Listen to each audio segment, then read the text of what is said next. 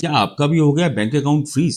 आजकल ऐसे बहुत सी क्वेरीज आ रही हैं, बहुत से क्लाइंट से बताते हैं कि हमारे बैंक अकाउंट को फ्रीज कर दिया गया है। कुछ एक केसेस में इंडिविजुअल्स सेविंग अकाउंट्स को और कुछ एक केसेस में कंपनीज के बिजनेस अकाउंट को फ्रीज कर दिया गया बैंक द्वारा।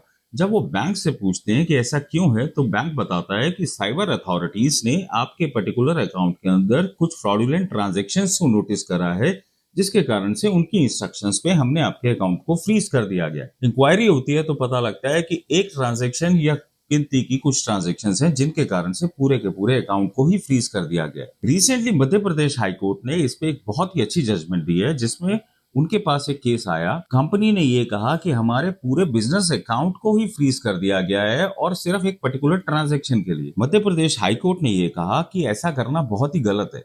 उन्होंने बैंक को कहा कि आप ऐसा नहीं कर सकते हैं कि एक पर्टिकुलर ट्रांजैक्शन के लिए आप पूरे अकाउंट को फ्रीज कर दें। अगर आपको लगता है कि इस पर्टिकुलर ट्रांजैक्शन पे कुछ डिस्प्यूट है या सस्पेक्टेड ट्रांजैक्शन है वो फ्रॉड की, तो आप सिर्फ उस पर्टिकुलर अमाउंट को फ्रीज करिए और उसकी भी आप एफडी बनवाइए।